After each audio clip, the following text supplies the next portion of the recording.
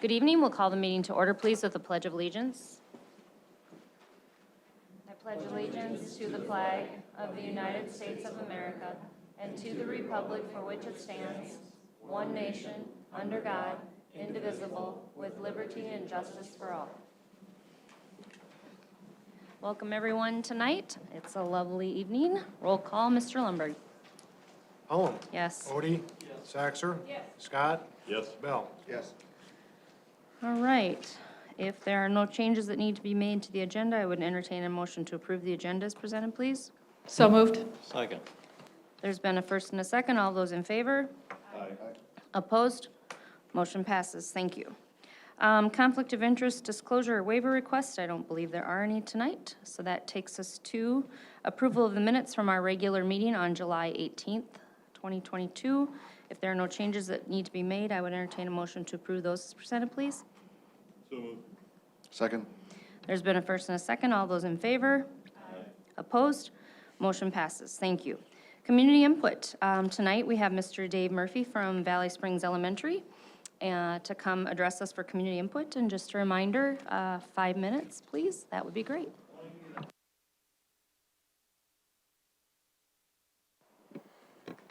We got it. First and foremost, thank you for a couple minutes tonight. This could have been dealt with a phone call, but to me and to our community and the third graders, it's way above that. I wanted you guys to know that not only did you guys answer the call of our meeting last week, but you came, we had a good meeting. We got through a lot of hard topics. We left our emotions on the table and we got through what we needed to get through. And that was a really big deal.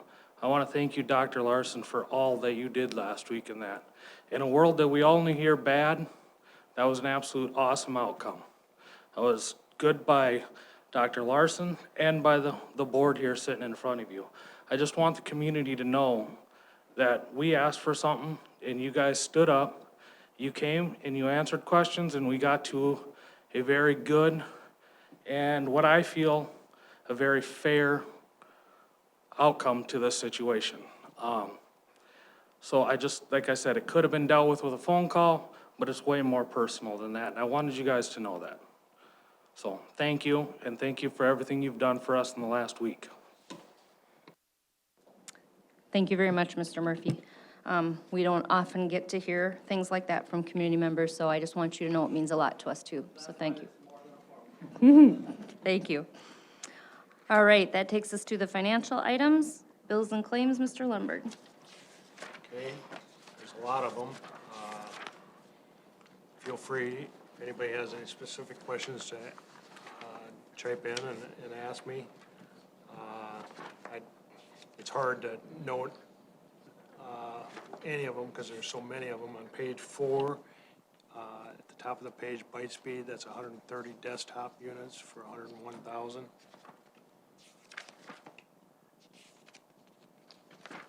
Page 7, I noted right in the middle there, High Point Networks, 900 Chromebooks at $425 a piece.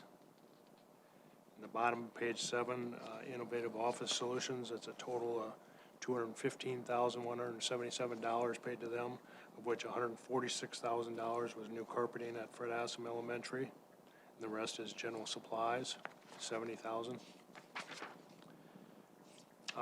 Page 9, McGraw-Hill, majority of the $625,000 total to McGraw-Hill is for the district-wide math adoption.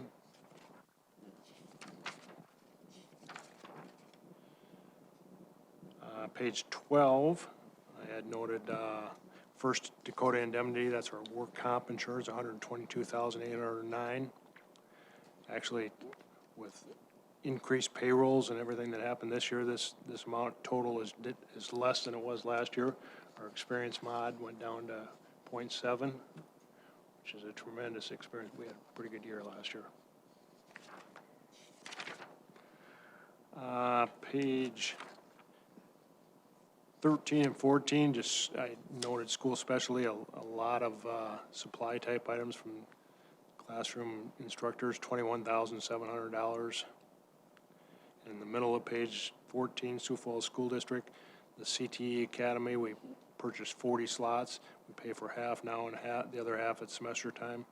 $56,460, that's half the payment. 40 slots at $2,800 apiece. Total of $2.5 million. $11,600 of pay vouchers. Bus driving for extended school year is the majority of that. A little bit of driver's education. And then lastly, the food service bills, a total of $149,615. And as I said, I would entertain any other questions. There are so many of them. For the iPads and computers, are those mostly updates, new, maintenance on what we have? A Little bit of everything? Yeah. We rotate every 4 years on the iPad, so it would be some replacement, and I think there was some new too. Okay. A couple of new carts in the elementaries.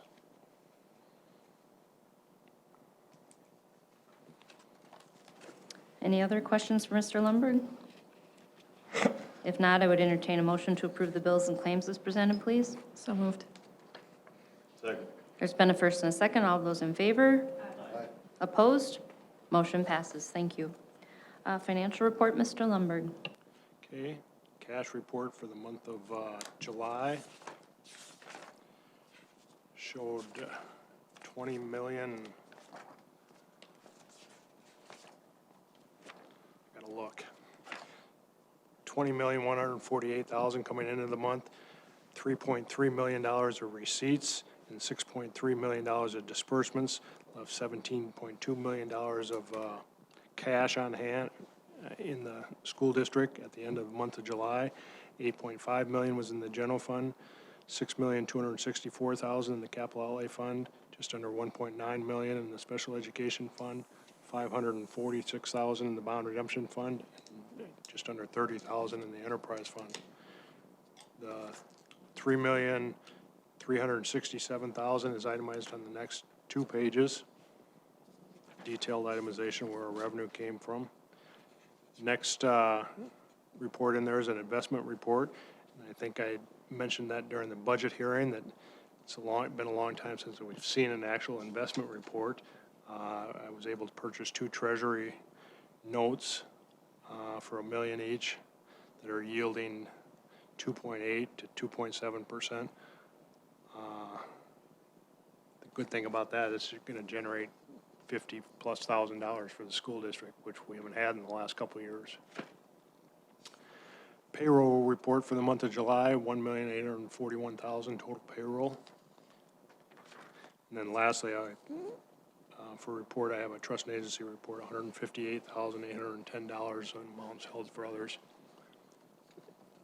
Generally, David, we don't have any financial reports per se for the first quarter of the year. They'll start up monthly then in October. Okay, thank you. That's all I had. Thank you very much. Any questions for Mr. Lundberg on the financial report tonight? Hearing none, I would entertain a motion to approve the financial report as presented, please. So moved. Second. There's been a first and a second. All those in favor? Opposed? Motion passes. Thank you. That takes us to our general business section. Administration reports. First thing we have is Administrative Center, Superintendent Larson. Thank you, Madam Chair. I have just a couple of items to update you on here this evening. As previously communicated, the free and reduced meal application is available on Family Access, which is our Skyward application. We need all of those that believe they may qualify for a free or reduced meal to complete that application.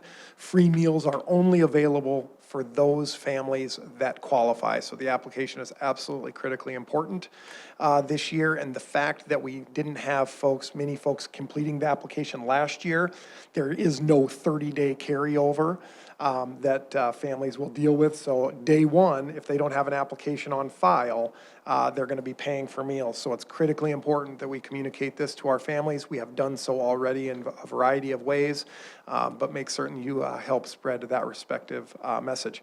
It's also important to note that individuals that qualify for reduced meals will receive free meals this school year, and we're utilizing revenue garnered from our previous food programs to cover the costs of those reduced meals for those families. So if they qualify for free or reduced, it will be free this school year, but it is absolutely critical that they complete the free and reduced meal application. Accreditation will occur on November 22nd. We have completed all of our curriculum alignment documentation. Hats off to Director Nelson and also the staff that helped her assemble those respective documents. I can tell you that when we received our coaching feedback from TIE, which is Technology and Education, out of Rapid City. The Department of Ed contracted with TIE to provide coaching opportunities for accreditation. Those coaches provided, the comment was something to the effect of, this work will not only meet, but likely far exceed the expectations of the Department of Ed. So hats off to Director Nelson and the staff that helped work on that project. Professional development plan, again, this is something we talked a little bit about. We're excited to roll this out as it's based on our BV Listens 2.0 feedback from our teaching staff, our certified staff. We'll be launching collaborative learning communities, where the three big ideas of our collaborative learning communities are a focus on learning, a focus on collaborative teamwork, and a focus on student achievement. I would note that we will have a teacher leadership summit on Friday, August 19th at 9 a.m. That's ultimately a special training event for our CLC facilitators. We've got some special guest speakers attending, and then we've also invited our school board curriculum committee members. So if you're able to attend, look forward to having Mr. Bell and Mr. Odie attend that event as well.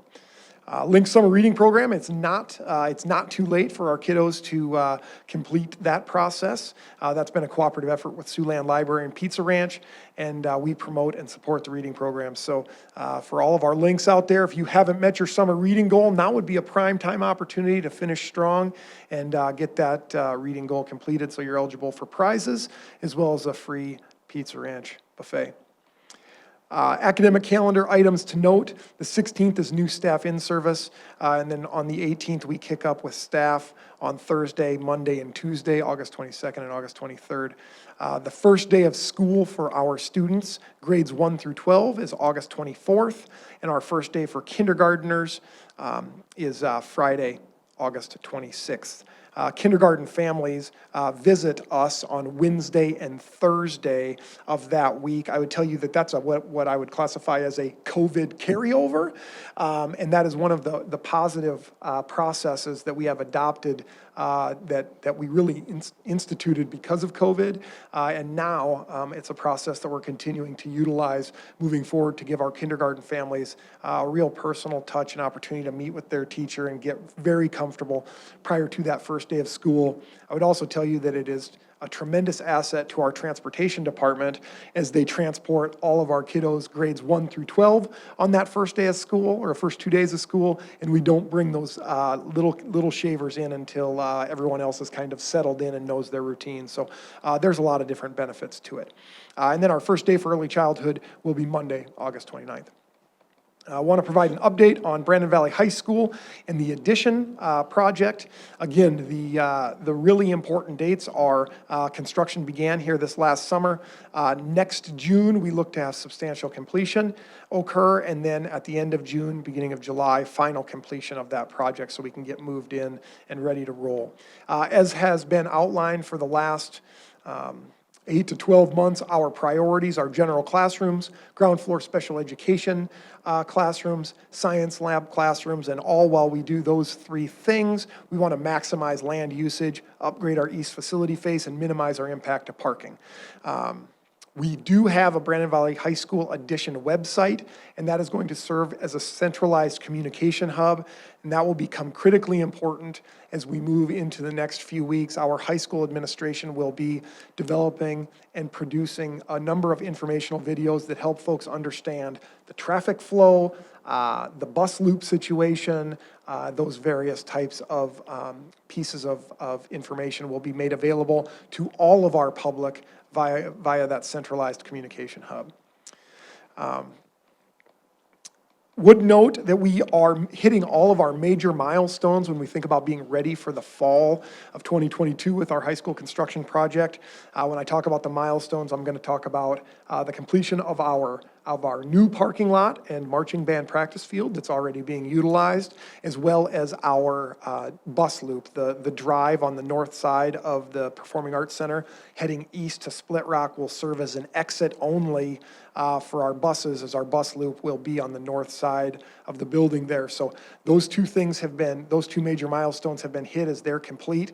And now really the last major milestone that we have in place that we need to hit is the construction fencing that will ultimately safe up that construction zone. And that's scheduled to be completed in the next few days. So all of the major milestones to start the school year safely have been hit. This is an example or a photo of what a temporary construction wall will look like heading towards the ramped hallway. So this used to be that east side main entrance. You can see there is a temp door here that can be utilized in the event of an emergency, but this is a temporary wall as there is construction going on the other side. So this is a temporary construction wall towards our east exit near our ramped hallway. This is an example or a photo of our ramped hallway as of last week, and cleanup is in progress. So again, students will be able to access the ramped hallway heading down that corridor to attend classes in those various classrooms. Would note, worked with the high school administration to minimize the traffic down that respective corridor, but it will be utilized here this coming school year. Again, another example of a temporary construction wall. This would be at the northeast entrance on the east side of our building. And again, that's a temporary construction wall because on the other side of that wall is construction of our new respective classrooms. Room 104, this is Mr. Olson's classroom. I would say formerly Mr. Rothenberger, but we're very excited to have him in middle school administration, excuse me. So we're excited to have him join our administrative team. So I'm now going to start to refer to this as Brady Olson's classroom. So you can see that the wall construction is complete, vinyl base is on, so that classroom is ready to go. Footing construction is in progress. As you can see here, they overdig and then ultimately fill with appropriate footing material and then begin pouring concrete here in the near future. So footings are in progress. Again, another image of footing construction in progress. This is a look south towards the library. This is an image looking west to east, so standing, say, around by the Performing Arts Center or in front of the Performing Arts Center, looking east towards Brandon Steakhouse or Pizza Ranch. And this one-way road will serve as our bus loop exit out to Split Rock. So it'll be a one-way exit out only for buses. And then you can see that the fencing, when the picture was taken, the fencing right here was beginning to be installed. So we look to have that completed in the coming days. Parking lot construction is completed, and you can see the marching band kids are on that space, utilizing that space for marching band practice. I would note that we do not have the parking lot lights installed at this point in time. They're on back order, so we are awaiting the parking lot lights. I don't have an arrival date of those at this time. With that, would certainly entertain any questions that you may have. Mine is just more of a comment on the free and reduced applications. I've just hearing from a few community members, they were surprised that when they filled it out, they qualified. So I would just say that's a good lesson or something to be heard, that you might be shocked that you do qualify, or just don't base it on maybe past knowledge or other industries where this may be something that you and your family qualify for. My question goes to the same issue. Under free and reduced, from the time you complete the application to the time you're eligible, what is the downtime? eligibility criteria is turned around very quickly. There are some individuals that would do like a direct qualify, so, for example, food assistance, food stamps, that type of support. There are certain things that if individuals are already within a certain government program, they're automatically eligible. Otherwise, the turnaround time is very quick, within a day or so.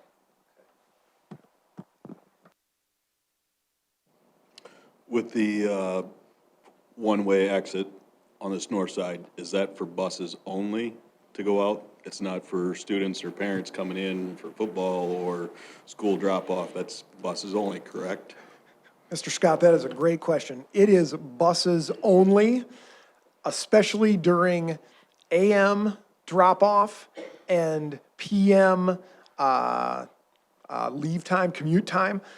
I would be remiss in my thinking if I didn't think that on Pigskin Classic, that there wouldn't be some cars utilize the exit only going to the east after the football game. But we are specifically asking individuals to not use that drive lane during our AM and PM transportation times. And we will have signage that says that as well.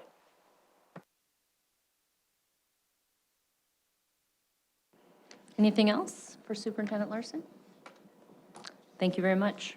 Mr. Lundberg, anything additional tonight? All right, thank you. Mr. Schleckaway, anything? Mrs. Moore or Mr. Paula? Sorry, have to do it the old way with paper. Dr. Nelson, anything tonight? Mr. Rothenberger? Mr. Skibsted? Mr. Pearson? Quiet, quiet, quiet. Mrs. Otime, anything? Ms. Foster? No, thanks. Mrs. Hofkamp? No, thank you. Mr. Horst? Mrs. Mutter? Mrs. Palmer? Mrs. Nelson? Mr. Henschel? Mr. Frecking? Oh, yes! I didn't want you guys to have to go through the whole crew with nobody saying anything. Just wanted to, well, let me turn my music off here. Sorry about that. Just wanted to let you know that activities in Brandon Valley are off and running already. All the sports are practicing with the exception of volleyball and cross country, and they start on Thursday. Also, just so the schools a little bit later, activities seem to get a little bit earlier. We start our home events already this week. We have our first home event with soccer taking place this Friday night. So just so our patrons know, there are activities that are already starting to go. And sometimes when people think our activities start happening is when school starts. Actually, at the high school, we start doing quite a few of those things a little bit ahead of time. So those things are taking place. If you want to get your booster or get your passes for those events, please contact the office. They will be able to help you there. Speaking of Pigskin, we are going to continue to do everything that we've normally done at Pigskin.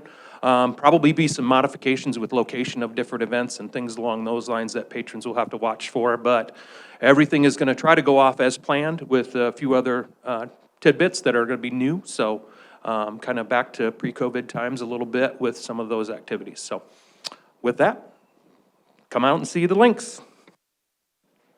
Thank you very much. That takes us to board policy. There is none of that tonight. So general business, I would entertain a motion to approve items 1 through 5 as presented, please. So moved. Second. There's been a first and a second. All those in favor? Aye. Opposed? Motion passes. Thank you. Personnel, I would entertain a motion to approve items 1 through 17 as presented, please. So moved. Second. There's been a first and a second. All those in favor? Aye. Opposed? Motion passes. Thank you. Information only for some internal transfers, numbers 18 through 22. Under central office, there are some building permit applications from July if you're interested in reviewing those. And that takes us to formal board reports. I would entertain any formal reports from anybody on committees. We had our ASBSD meeting that was just prior to the ASBSD convention. Some of the big topics were staffing, which Brandon Valley have stolen some great talent from other districts, so it wasn't as popular as usual. The other thing that I got a lot of questions on that they're scratching their heads about is that we were able to pay for a high school edition with funds that we had on hand. And that's a foreign concept to most districts. So thank you, Mr. Lundberg, and to everyone that supports that and looks for those ways. The biggest thing, and I got the privilege, as always, to represent Brandon Valley, but this time they recognized that we were the #1 school district again. So I can't take any of that thanks. It's really up to every teacher and staff member and our parents and our community that make that happen. So that was incredible to be able to be the one that received that recognition, but it really had nothing to do with me. Looking forward in this next year legislative, I just want to let you know kind of the top 4 areas that will be focused on for ASBSD. The first, as always, is going to be looking at funding, getting as much funding as we can for public education. But rather than having any caps, ceilings, or floors, we are asking that it's in line with inflation. So that will be what we'll be pressing for this year. The second topic is mental health support. So that looks like a lot of different things, but just know that's a top subject. Security, Brandon Valley falls very high when we do our security checks, but it is across the state a big topic. The fourth one is new this year, and Mr. Schleckway, you'll be very excited. This is a CTE support. So we are going and we're putting forth request and actually a bill from ASBSD for support for infrastructure for CTE. So that'll be great to look at and see how we can get involved there. The last thing, I was asked to lead the ASBSD engagement project across the state. So be watching as I'm going to make all of you be very engaged this year.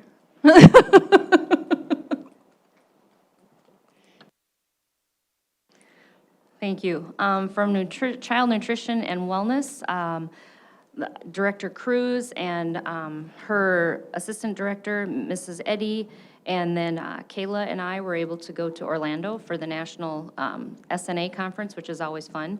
One of the days, we basically ate our way through the exhibits.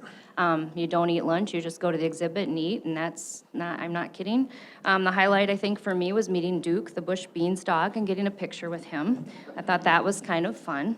But in all seriousness, it's interesting to see all the different vendors, all the different things that are out there, the things that they try to sell us, and I'm like, I don't think we need that because we have full kitchens, but, you know, it's just interesting. And then a lot of the topics were around team building, and I think it's because of what we've come out of for the last 2 years. How do we build our teams? How do we stay positive? How do we reward without being cheesy? How do we support one another, and yet do a great job and feed our kiddos the best that we can for being as efficient as we can? I mean, it's a very, I learn actually more at the SNA convention than I probably do at medical conventions. And I know that there are some medical people that are gonna hear me say that, and that's just fine. But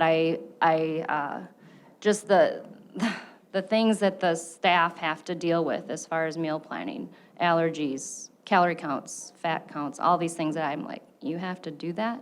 I had no idea. I thought it was just easy. You just came up with a menu and there it was, and that's just not how it is at all. So a new respect for that whole department and what they do, so. Anyone else have a board report?